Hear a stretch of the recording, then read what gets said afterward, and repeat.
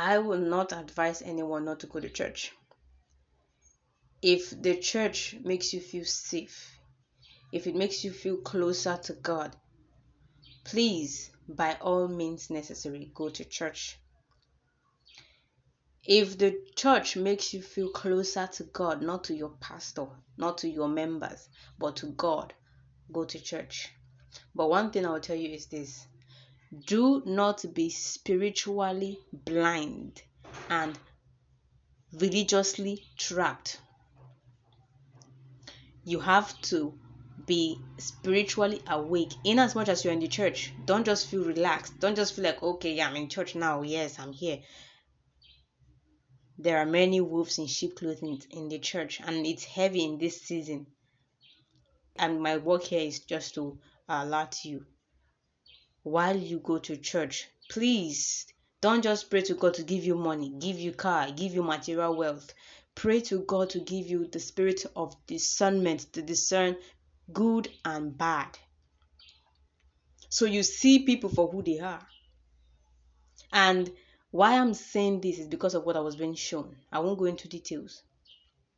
There is a pastor, he's a pastor during the day, and at night it's in another group.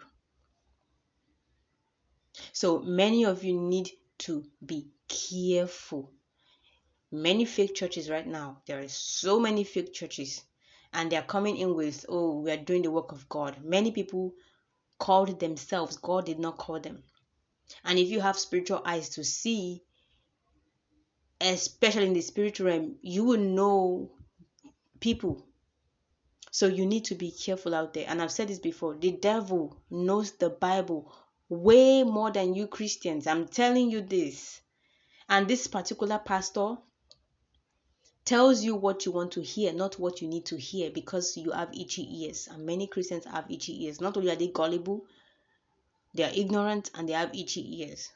And that's why it is easy for the enemy to trap you. So you need to be careful. Seek God for yourself. Get to know God personally.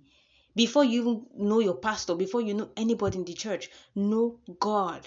Have a good connection with God. Because if you keep seeking for things outside of yourself, if you keep, depending on your pastors to pray for you, you're depending on your pastors to see visions for you, you're depending on people to see things, you will be misled. You'll be used as the scapegoat. So you need to be careful. And for me, I think personally, right, I think that Christians, you can sell anything to Christians, they will buy. I'm telling you, like, literally, you can just sell anything. If you know how to read the scripture, yes, the Christians will buy this. You're man of God. You pass. As long as you know how to read the scripture. In fact, the Christians see people that are not conversant with the Bible. They see you as the child of the enemy.